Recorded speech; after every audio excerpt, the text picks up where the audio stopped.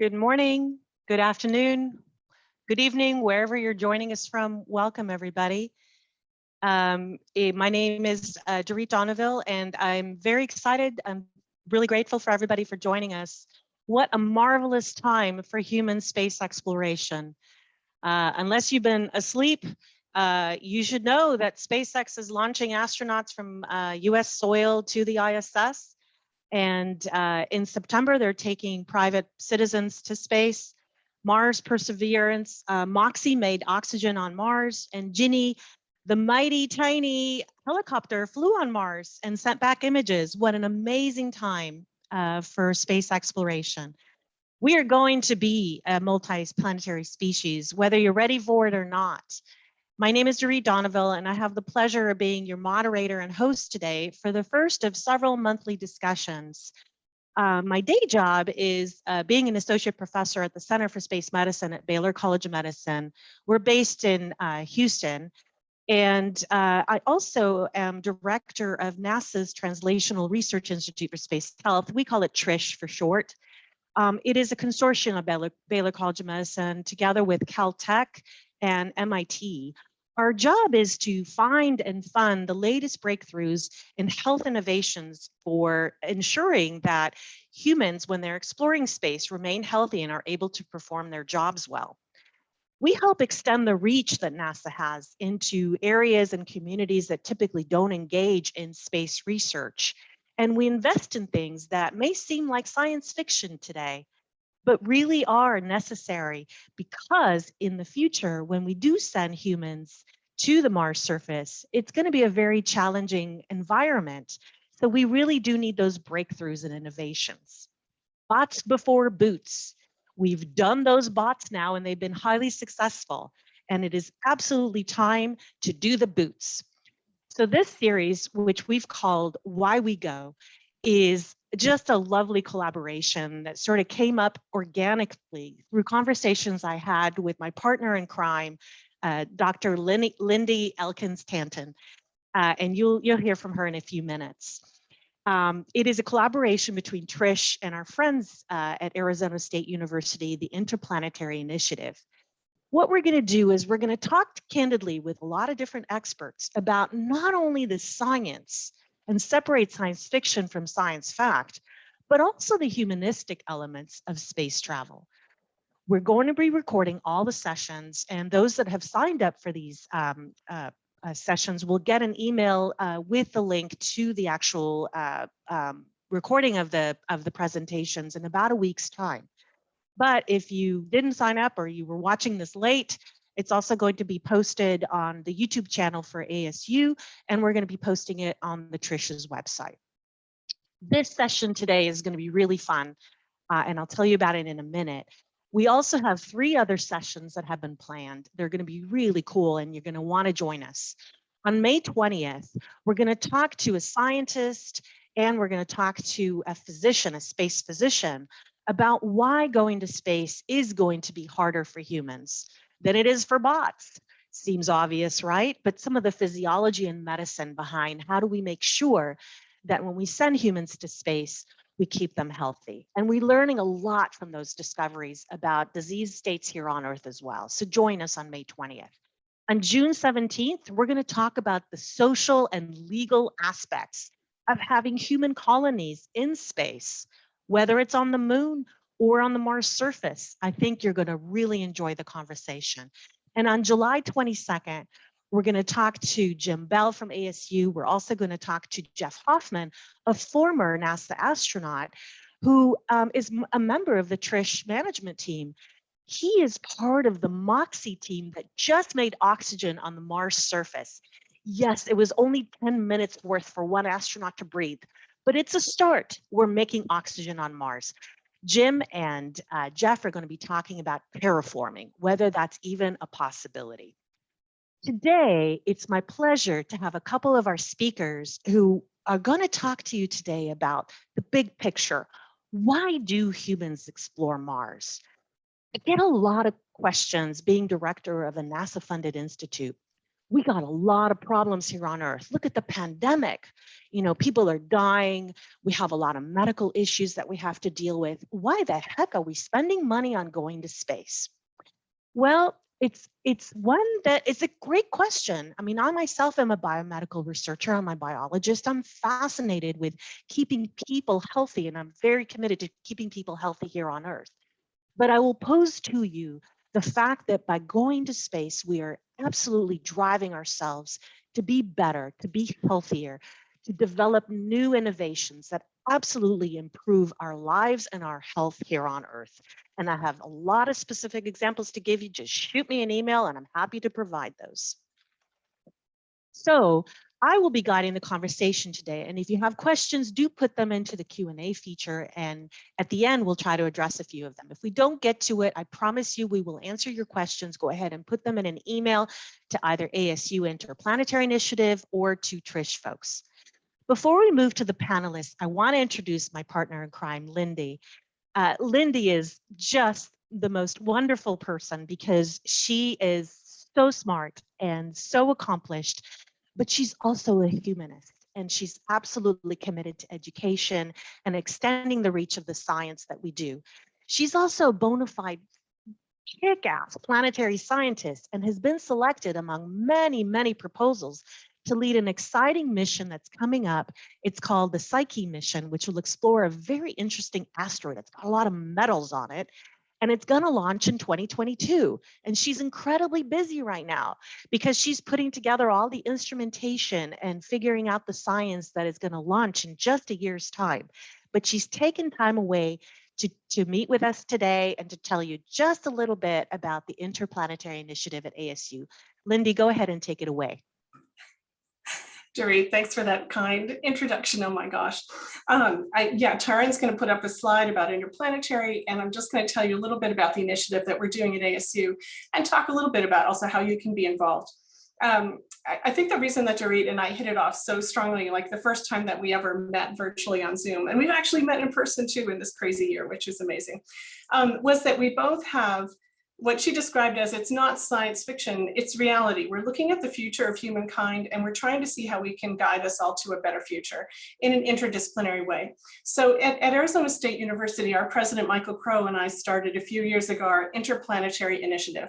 We're trying to deploy and teach new ways of solving problems and building teams at scale across disciplines, across sectors, and across cultures, because I think that bridging those gaps are going to be the ways that are going to create this peaceful, equitable, and sustainable space future for all of humanity. We need not just the technologists and the engineers, but we actually need all of humanity involved in becoming interplanetary. We need sociologists, we need mayors, we need policymakers, we need artists, we need the people in the community, we need everyone to be involved. And so right now, we do mainly interdisciplinary pilot projects. And if, for example, you're an aerospace related company, you'd be interested in partnering on some of our projects, we'd love to hear from you. We build these partnerships and pilot projects across the sectors, across the disciplines, and we provide and share in some seed funding. That's a very specific building process. We don't accept proposals, we accept partners, and then we build the projects together. And then we have a large education program that we're getting going. We just launched our undergraduate Bachelor of Science last August, technological leadership, 3-year workforce-facing degree designed to create problem solvers. We have big new programs starting this year. And among them is this series that we're so happy to share with Dorit and her team and TRISH. And so thanks for letting me introduce Interplanetary Initiative, and I'm ready to turn it back. Thanks. Thanks, Lindy. It's true. It was love at first sight when we met, and it was on Zoom, wasn't it? We just like our eyes connected, and we're like, yes, we're on the same level Like here. thinker, off we go, along with the 200 people here today. Like right, thinker. exactly. Right. Well, anyway, thanks, Lindy. Okay, so now I'm going to ask Nicole and Emily to turn on their cameras so we can see their lovely faces. Thank you. So it is my absolute pleasure to introduce Nicole Stott, who is a member of our scientific advisory board for TRISH. So we're delighted to engage her in yet another way. Nicole is a veteran NASA astronaut. She has 2 spaceflight and 104 days in space under her belt. But that's not enough. Nicole is also an author and an artist, and she launched a wonderful foundation called the Space Art Foundation. And their mission statement is uniting a planetary community of children through the awe of wonder of space exploration and the healing power of art. And I just love that, because as a scientist, I know how important it is for me to have art and music, and how important that is for us to heal. So perhaps you could tell us a little more about that as we get into the conversation. She's also authored her very first book. Every astronaut seems to be writing a book these days, and I keep reading them like hotcakes. Her book will come out on October 12th, but you can pre-order it. It's called Back to Earth. And it is also my pleasure to introduce an author of 3 books so far, Emily Thomas, who's joining us from the UK.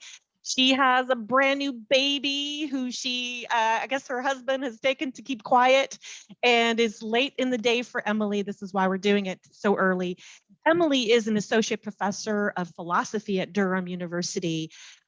She has written extensively about space and time and the history of philosophy. And how I found her is through a colleague of mine, Ted Smith, who's on my scientific advisory board, sent me a book and said, you need to read this. And it was Emily's latest book called The Meaning of Travel, Philosophers Abroad. Being stuck at home during the pandemic, I was dreaming of travel, and that was such a wonderful book. But it got me thinking about space travel. And so that's how Emily and I got together. And it is absolutely my pleasure to have these 2 ladies here today. So with that, I'm going to give the first question to Emily. Emily, if you had an opportunity today to go to Mars, would you go to Mars? Yes, absolutely, without a shadow of a doubt. Going to Mars would combine 2 things I really care about. The first being travel. I've spent many years of my life wandering around planet Earth, and being able to visit Mars as a tourist, it would just be phenomenal. The other thing is, I've spent so long working on space and time. I feel like being on a spaceship and really staring out into the depths of space, really feeling how big the universe is, and looking into the past when you're looking at those distant stars, I think that would just be an amazing experience to have. Of course, the fact that such a trip would take several years is intimidating, frankly. If you travel on planet Earth, you can go home and visit your family. Leaving my family behind right now would be hard. Your baby girl would be 3 years old and talking in sentences by the time you got back, right? Yes, a very Right. scary thought. Yes, exactly. Nicole, you have been to space, but you had the joy of feeling connected to Earth, gazing out the cupola and seeing that beautiful planet. Talk to us about what that journey into the deep unknown to Mars would feel like for somebody like you. Well, I think thanks, Emily, because I appreciate all of what you just said there. And I'll just first answer the question, Dorit, which is yes, if. For me, it's yes, if my family could come with me, because I think that just would need to be part of it for me now at this stage, having done the space flights before, with that view out the window, like you described. I think it's going to be a very different trip for people when, we're talking like the farthest we've gone and where we're looking to go back to the moon, right? 250,000 miles versus 35 million miles on the closest run to get to Mars, where at some point, and I wish I knew the number of miles that was, but at some point, Earth will not look like Earth out the window anymore. And I think that's going to be a very different experience for people. I think it's something we totally can do. I just think we need to prepare a little bit differently for that, with that kind of thing in mind. And hopefully part of our conversation today, we'll talk about some of that stuff. Yeah, I want to talk about that because, it's very interesting. Most people won't even believe this, but one of the top risks for NASA in the deep space exploration is the behavioral aspects, right? It is what, so NASA has 34 risks or so that it categorized according to, like, these are showstoppers. And among the top are the behavioral aspects, because as an astronaut, you know, Nicole, you've been to space, you spoke with family, you were able to take pictures, you were able to, the behavioral aspects of being away from your family. There were ways that you mitigated being close to Earth. What would a human need to be like, or how would a human deal with that distance from family? You're absolutely right. You want to take your family, but guess what? You're not going to be able to. So for those first humans that are going to put boot prints on the Mars surface, it's going to be a very different mission than what you've experienced. What's it going to take for a human to do that? Well, I mean, I think you're right, and I think there's kind of these behavioral aspects that are associated with, you know, not just this, oh my gosh, the Earth's not out the window anymore, kind of the in your face ones, but even, you know, the subtle ones, the size of the spacecraft, you know, what you can even do in there. You know, I know at this point we're struggling to figure out where do you put the toilet, let alone have enough room for real exercise equipment, right? And the food that we'll take is going to be very different, because you think about the space station right now, we can actually resupply to the station. And even at that, we're like, okay, where do we store this stuff? How do we, you know, manage it? So food is both physically, and I think from a psychological standpoint, from the most important kind of countermeasure nutritional standpoint, is going to have to be very different in form and flavor and all of that kind of thing. And then I think about you know, kind of the more subtle human things that we tend to forget about. We tend to leave those to the last to address. And you know, it's like the things we do now, where we take pictures out the window, or we make that connection with Earth visually, or we paint or play music, or those kinds of things. I really believe we're going to have to consider that in a way that's very different. I like to think that that Star Trek holodeck will be available on whatever, you know, whatever vehicle we're taking to Mars or beyond, because I think we need to engage in a human way, and in all ways, for it to be a healthy trip. I agree. Emily, there have been explorers throughout history. You study all the way back 17th century. You've written extensively on this. Humans have explored, been away from family for years at a time, right? Talk to us about what history has taught us about humans doing what Nicole has described. So the history of travel and science goes back a really long way. People have been looking up at the stars and wondering what's out there for as long as our history goes back. Anaxagoras in the ancient world wondered whether our sun was like the other stars, for example. But this exploration, the science idea, really kicks off in the 16th, 17th centuries. And people are wondering what's on the other side of the world. And in addition to exploring our planet, they are really turning to the stars. This is when Galileo points a telescope at the moon. Francis Bacon is saying, we must investigate the heavens. And so I think that space travel is quite a natural extension of that drive to investigate the natural world around us. What's so fascinating about space travel is that it's really about unknowns. That we're not visiting places that some humans haven't been to before. We're visiting places that no humans have ever been to before. And we just don't know what we're going to find. And I think that's what makes it really so exciting. So in history, Emily, have there been anything written in terms of the behavioral aspects of being in isolation from family and friends? The more recent history is people overwintering in Antarctic bases to conduct scientific research. There's a lot of that kind of thing.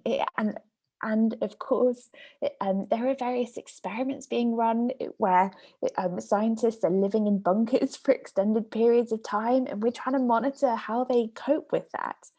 The history of these things, I think, probably goes back to really long ship voyages. If you think about it, Captain Cook and Magellan, you know, they are off sailing in a very small community for really long periods of time.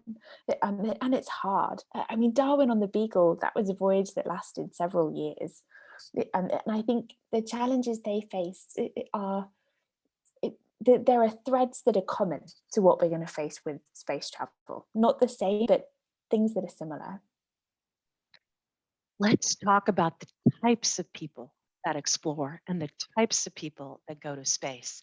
This is a hot button topic, and I've actually primed our speakers about this because it could get a little controversial. But, you know, up until now, it seems that only a very select few, and it's a question for both of you, because I think history has also shown that a select group of people were the types of people who would be explorers or maybe had the means to subsidize an exploration. And then Nicole, on the space side of things, it's a very select group of individuals, both for health and resiliency and skill set.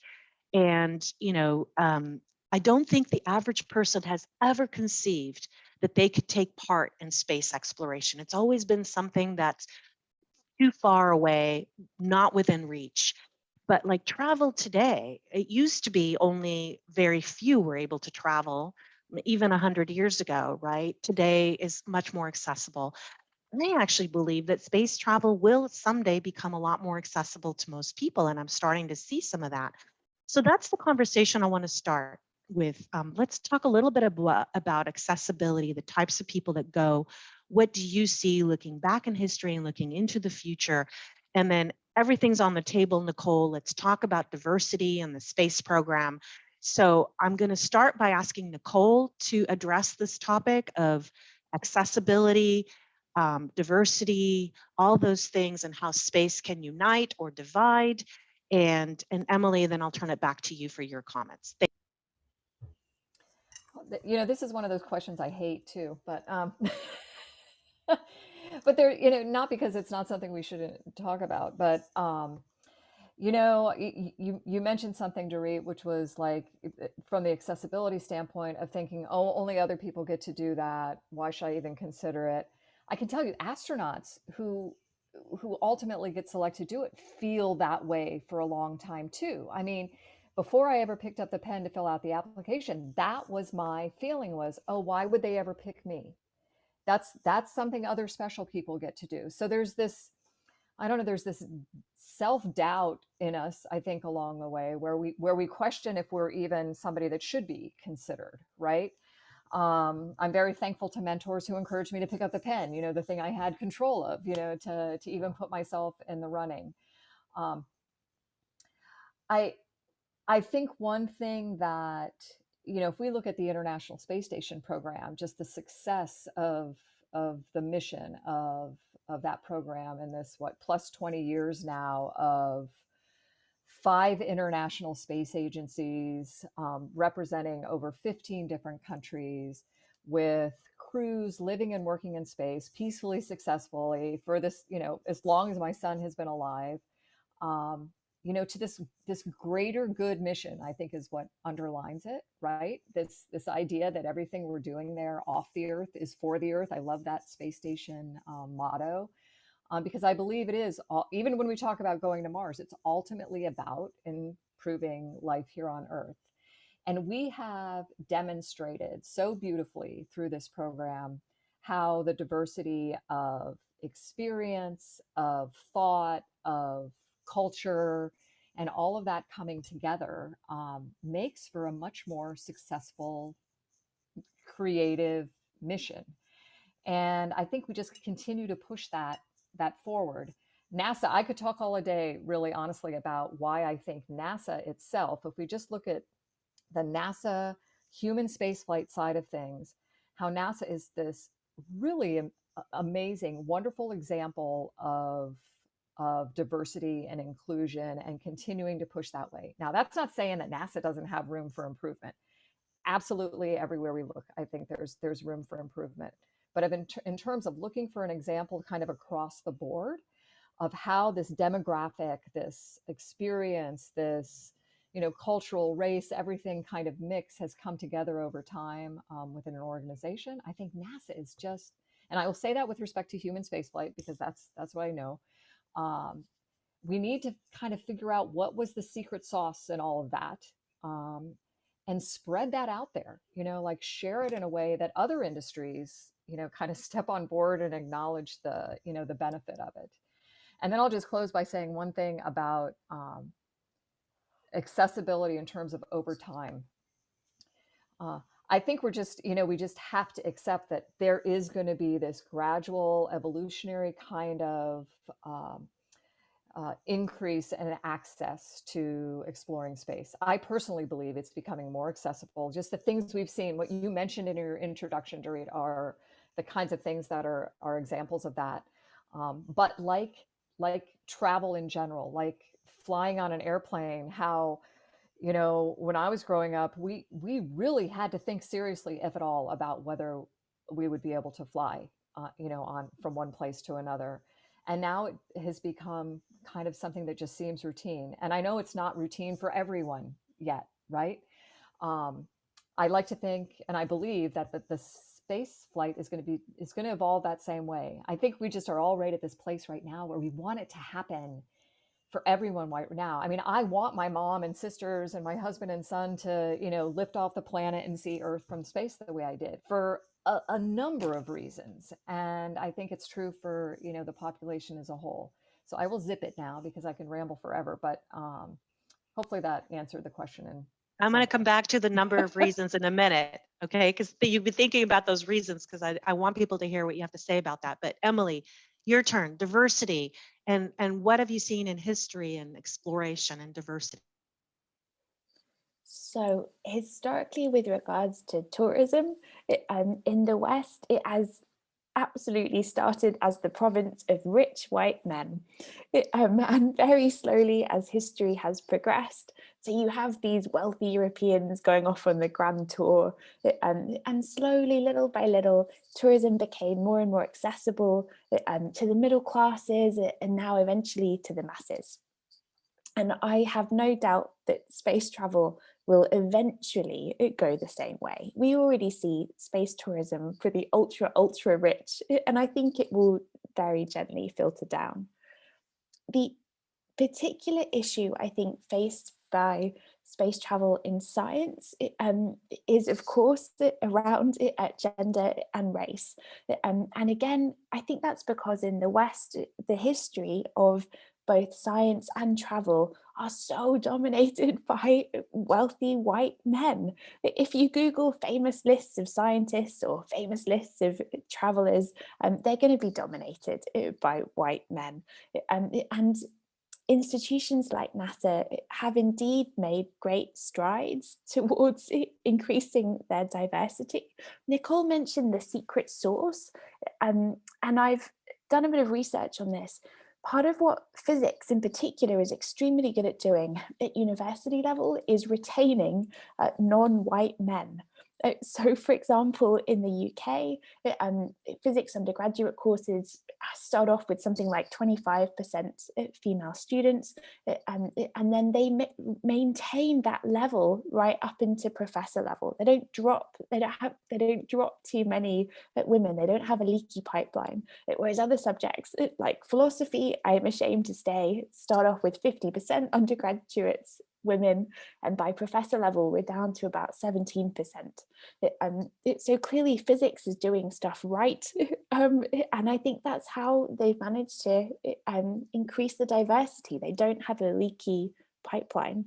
That said, when you are trying to combat this stereotype that both travel and science are kind of these male white topics, areas of study, it's a big historical stereotype to be going up against. It's hard. You need to combat implicit bias, you need to break down these stereotypes, and that's difficult.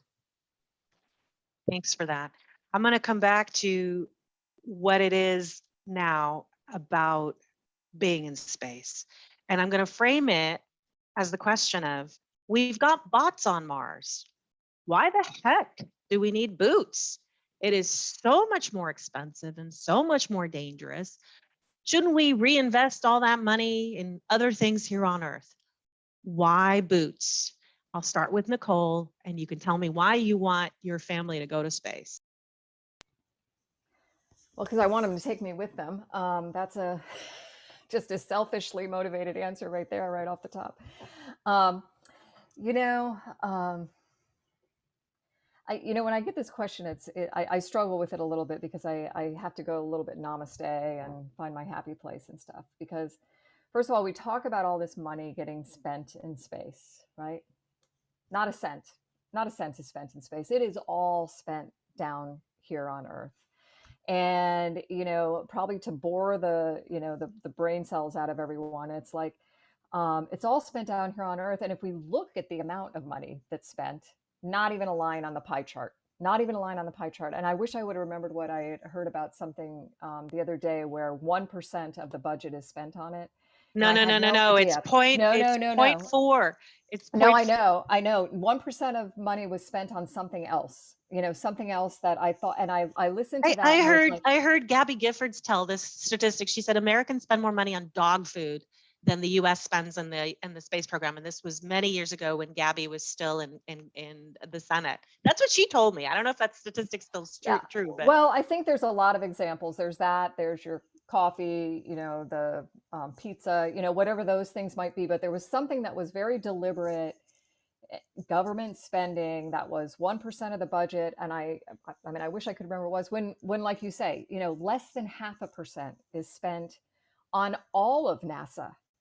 And that's, all of NASA includes more than human spaceflight. So there's that, the boring statistics side of it.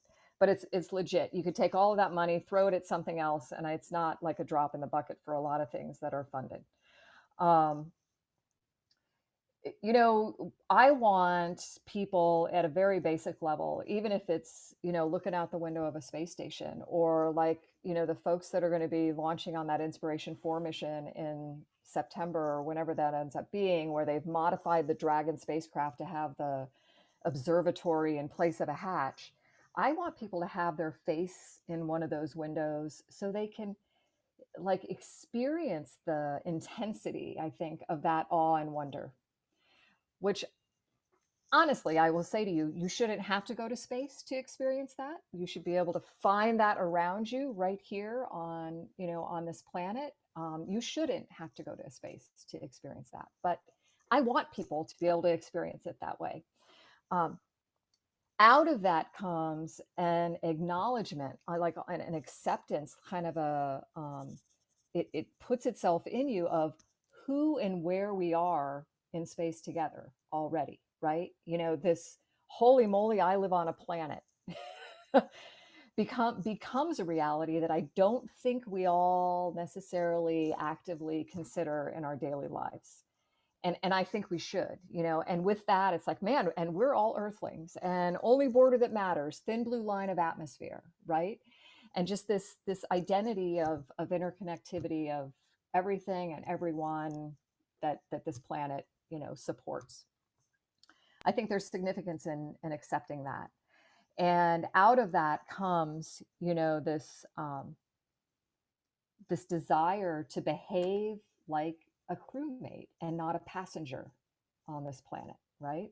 And that means you are going to take care of not just your spaceship, how much CO2 is in my atmosphere, how much clean drinking water do I have, what's the integrity of my thin metal hull, AKA my thin blue line of atmosphere, but also the health and well-being of all the life that I share that spaceship with. I mean, that's what we're doing every day in space on the International Space Station. I think that kind of message of like call to action comes from putting your boots in those places. And it doesn't have to be everybody doing it. It should be a mix of humanity that gets to get off this planet and see it in that way. But I think by having boots on Mars, we'll be looking back at Earth in a totally different way. It'll be this dot of light that we're recognizing as our home, but not as the colorful blue ball that we've seen, from every place else. And the reality of that, who and where all the rest of those people are that we know, I think will become even more intense, perhaps more overwhelming in a way to recognize the action that's necessary. And it's going to become even more important. You think about people going to live on Mars, you're essentially going to live and probably in a more extreme way than you would if you go to this purpose-built life support system that's our space station. You know, you're having to consider all of those things um, as this planet that you're going to set up, you know, camp on. And, you know, Mars isn't welcoming us, right? I mean, we're having to be very deliberate about it being a place that can support our life. And I think that in itself makes us realize, you know, holy moly, how blessed we are with this planet that is perfectly placed distance from the sun and here to support it like none other we've found yet. So that might be, again, a kind of wishy-washy answer to the question. Oh my But gosh. you I have all got the science, Dorit. I got chills, Nicole, when you said it will help us behave like crewmates as opposed to just passive passengers on this planet. And we need to take care of our habitat. I got chills. This is amazing. That's the overview effect, I guess, that people talk about. The borders disappear. Emily, I know you're going to have fun with this. So why boots and not bot? One obvious reason, in addition to these amazing ideas around getting a perspective that Nicole was talking about, is straightforwardly the advancement of science. So people think science can do various different things for humanity. You might think it's just about increasing our store of knowledge, or maybe you think it's about benefiting humanity in some way. I think space travel is going to do both. We've seen that the development of space technology has led to developing all kinds of other technologies that have helped people on Earth in unexpected ways. And I have no doubt whatsoever that the practice of putting scientists on Mars is going to lead to more of the same. I would hope that human beings on Mars is going to give us insights that we just wouldn't be able to get from machines. You know, machines aren't conscious, human beings are. We have the ability to make creative links in ways that bots just don't. I have no doubt, frankly, that it would be worth it. Other perhaps less talked about reasons include things like having religious experiences. Some people talk about going into space and how this reinforces their sense of theism. There must be a God because the place is just so big. Other people have the opposite experience. The idea of space is so big that there can't possibly be a human-centered God of traditional religion. And so they think that space travel might give us grounds for atheism. You might also think that space travel is going to open up opportunities to have different kinds of aesthetic experiences. So experiencing the beauty of the universe in various ways. Maybe Nicole will talk about this with the painting. There are other kinds of experiences like experiencing the sublime, having a kind of pleasurable terror that I'm sure you're going to get from space travel, from it being in a spaceship with a very small but important barrier between you and the world outside. I think that's going to lead you to have experiences that are scary but also pleasurable. Wonderful. I took a peek at some of the questions that I think the audience would love to hear from you, Nicole. What did it feel like right before launch? You're sitting on a rocket, and walk us through the feelings. I know most of the time you're just worried about it getting scrubbed. You just want to go, go, go. And, you know, maybe you're holding your bladder or whatever other experiences might be going for you. Help this audience here understand what it was like for you. Well, I think there's a lot of feelings going on. Maybe all the feelings are going on. You know, there's no denying, you know, you're strapping yourself onto, you know, with the space shuttle, what was that, about 7 million pounds of exploding rocket stuff to get you off the planet kind of thing. And, you know, you have to have a respect for that. That's, you know, that's not something that you just go do lightly. I was very fortunate to have worked at the Kennedy Space Center for 10 years on the shuttle program before going to the astronaut office. And, you know, as much as you can feel like somebody has your back, I mean, I really felt like the people that work on those vehicles had our backs. They felt like the care and feeding of those spacecraft on our behalf was their responsibility. And you can't ask for a better team of people to be working for you. And that's not just at Kennedy Space Center. That was in mission control and our trainers and, you know, across the board with the preparation. I think that the greatest two feelings I had while I was waiting to launch were one of like just anxiousness, not really a fear, but like an anxiousness about what's this really going to feel like. I'm so, you know, so you just really feel ready to go and to do this work that you believe in too. You know, there's the adventure of the ride, but that, you know, that risk of that ride is associated with the benefit that comes from the work we're doing in space. And, you know, then not to mention what's it going to feel like to float and fly and move in 3 dimensions and, you know, look out the window. So there's this kind of anxiousness about it. And then of course that you want everything to be going, you know, as planned. I do get asked a lot about like a fear though, like a fear being there. And I'll tell you, and maybe I'm naive, but my fear was not for myself, not for my crewmates, because I felt like we had prepared as best as humanly possible along with that team supporting us to do this. But my fear was for what is my family feeling like as they're watching me do this? You know, my son was 7 when I flew the first time. He was 9 the second time. And you think about, you know, your children or your spouse or your parents watching you do this and having it be something they might not ever in their lives have chosen to do, but they've supported you all along the way. And then they have to stand there and watch this happen. And I think that was the thing for me. But and then it's just this awesome ride. Like I could talk all day about it. So I'll zip it now too. But. No, I love that. Thank you for sharing that. Emily, let's talk about the Prime Directive. So for those of you who are not Star Trek fans, the Prime Directive on the show, which was for me was the first introduction to space flying. I have to admit, all my friends know this. I had a thing for Leonard Nimoy and Dr. Spock. I just thought he was the coolest thing ever. And I watched that show as a young kid. The Prime Directive was as you explore new places, planets, civilizations, science fiction, of course. You can't mess with the local people. You can't advance them by virtue of you being a more advanced species visiting these planets. If you were to visit a planet that didn't even have fire or, you know, the ability to have warp speed, you were not supposed to change the evolution or the normal progression of that civilization.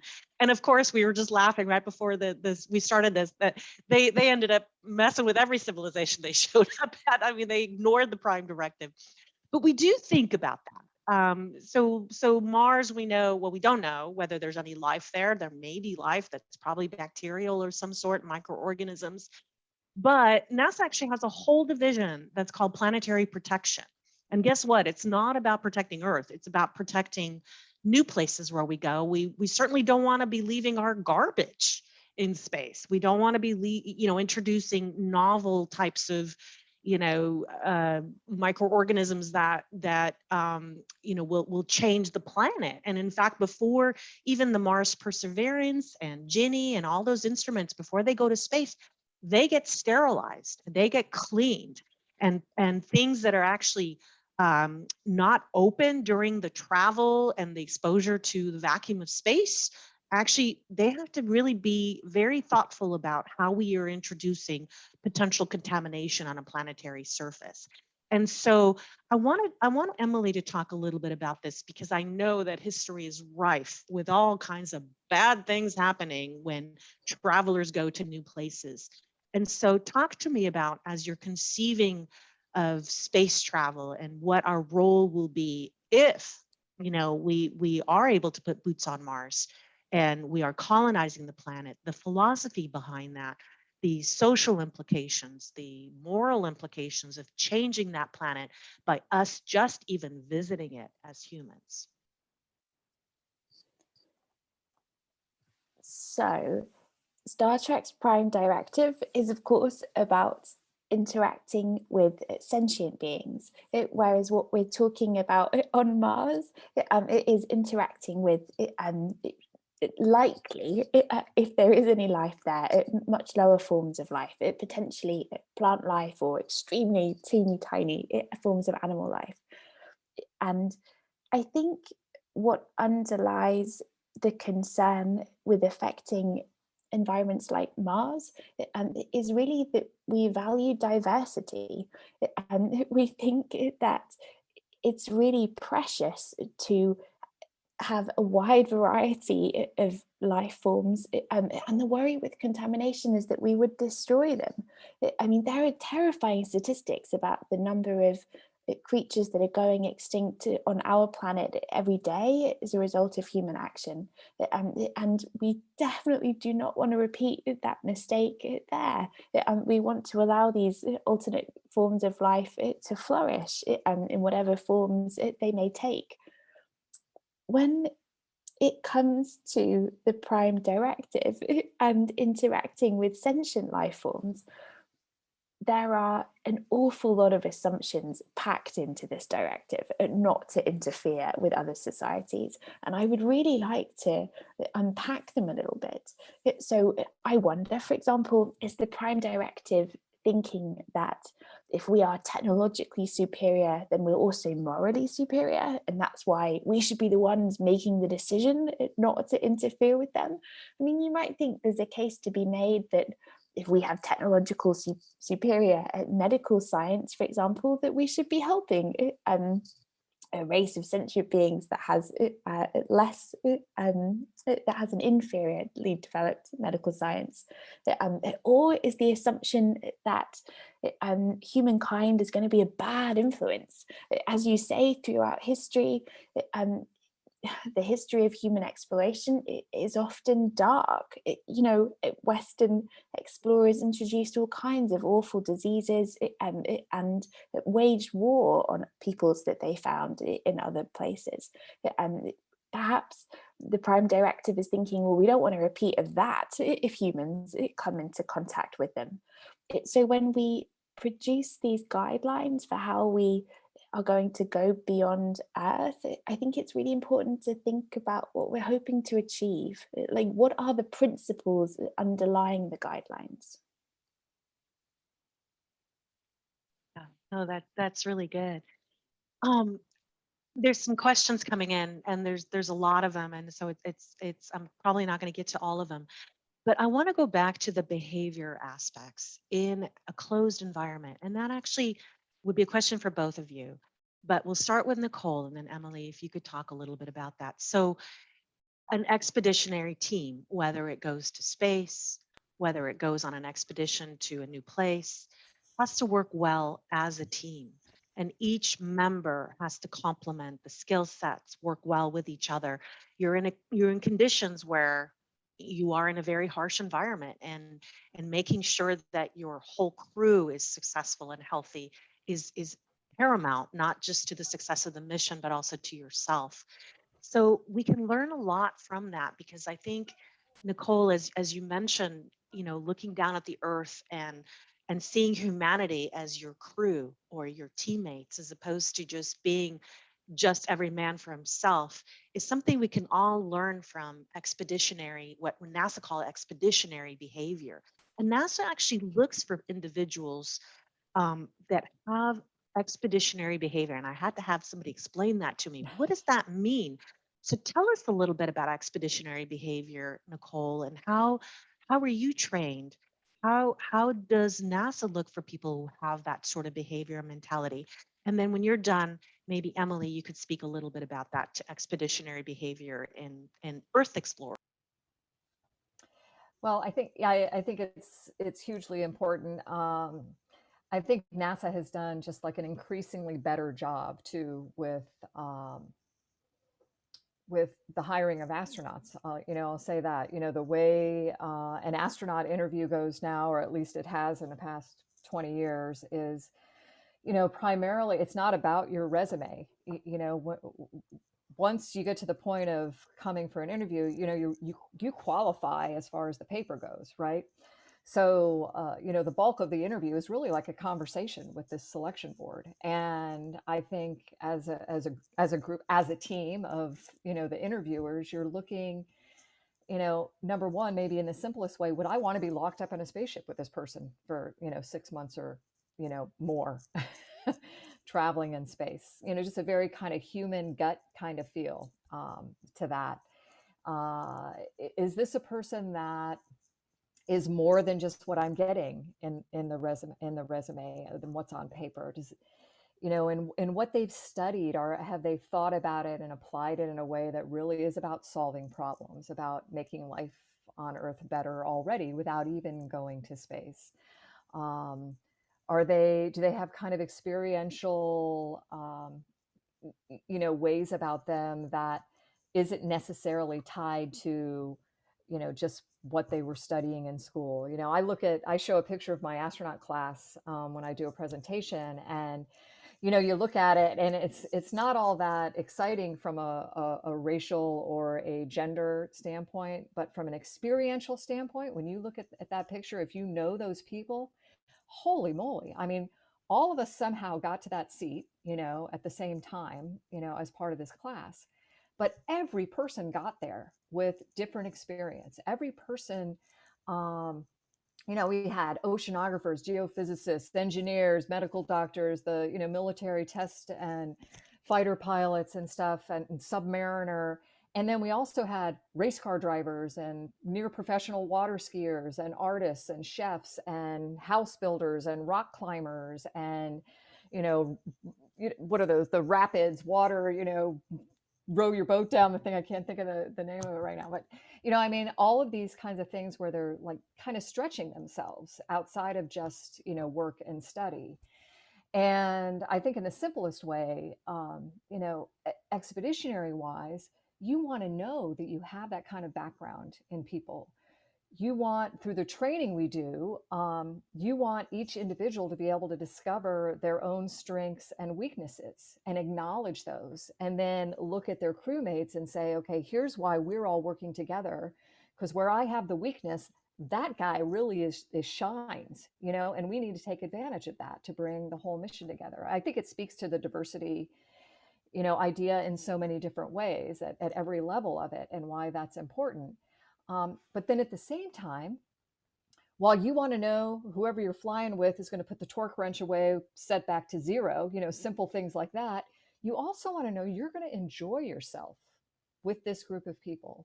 And so I always think about it like this mix of personality and professionalism. You should enjoy this experience. You should be having fun doing the science even. And and then at the same time, when it hits the fan, when something doesn't go right, as it's not going to, that these people you're with are going to have your back, and they trust that you will have theirs. And I think those are the very basics of, of expeditionary type behavior. Thank you for that. That was amazing. All the astronaut wannabes were taking fierce notes, I'm sure. Emily, expeditionary behavior and expedition. What I can speak to is the history of travel in science. And what you see there over and over is that advances are made through cross-pollination of different disciplines. So to take a classic example, when Darwin came up with his theory of natural selection, he's reading about geology, and he's reading about the way that weather affects rock formations.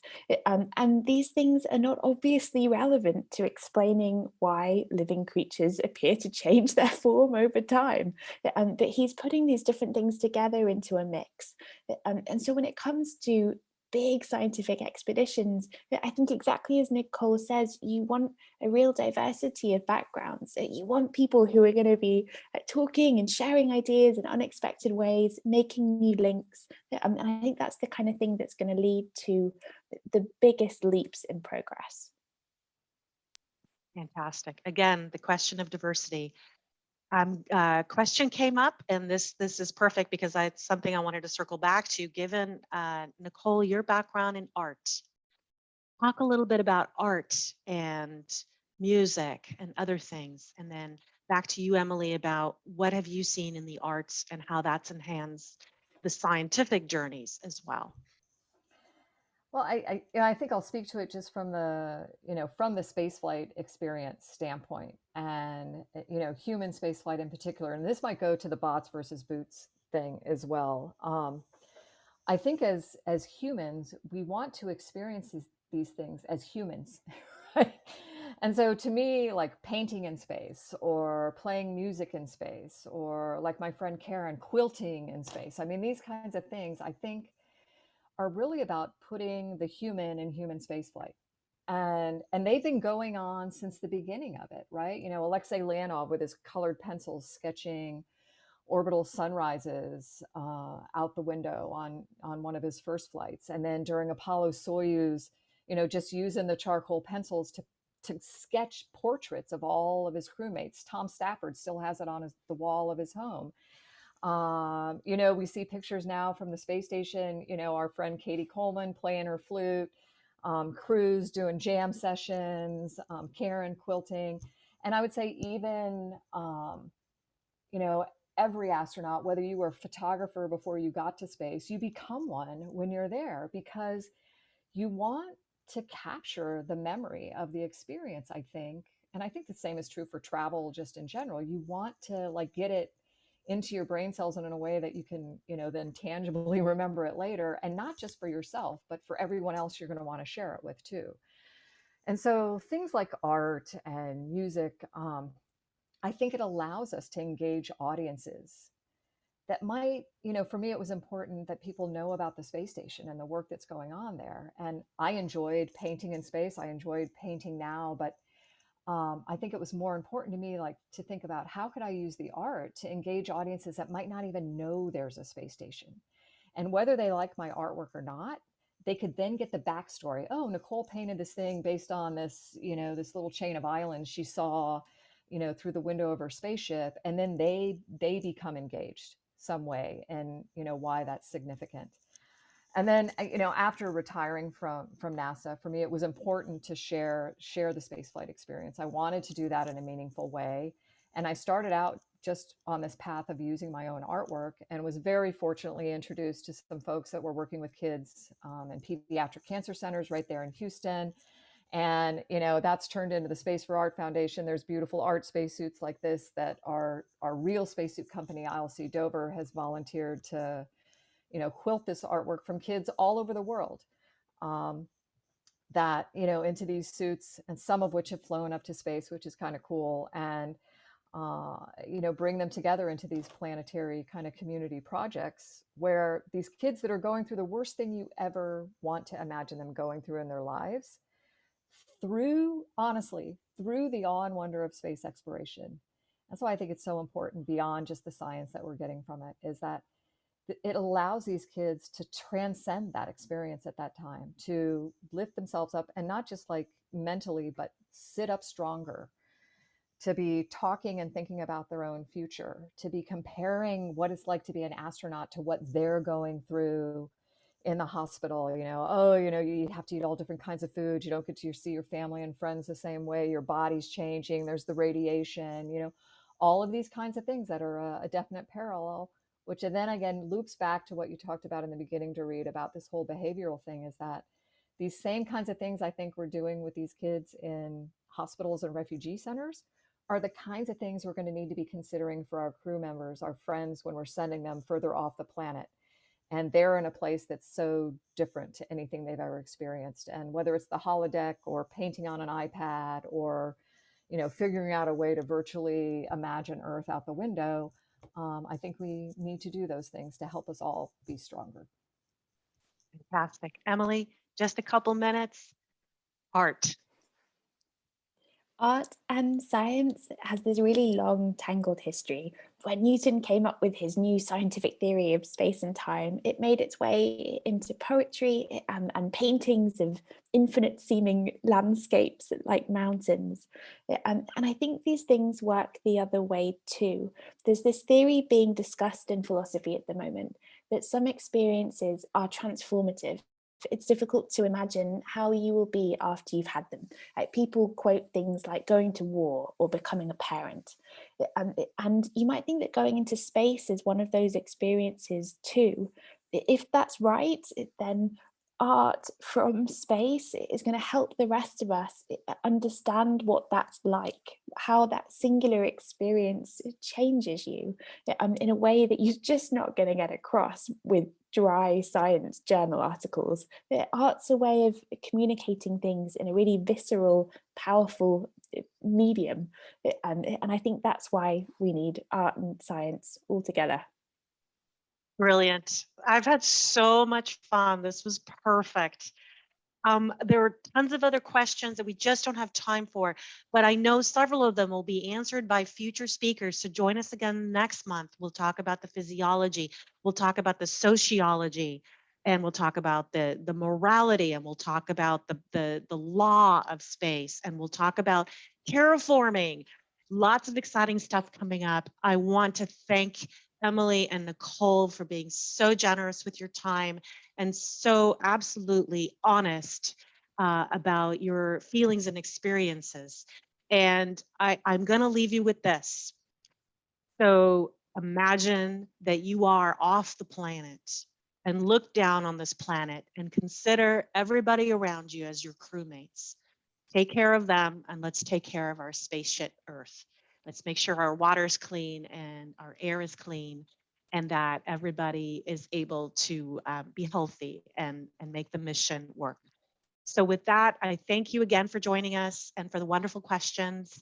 And I thank ASU Interplanetary Initiative, Taryn Struck and Rachel Dempsey from TRISH for putting this together. And join us again next month. Thanks, everybody.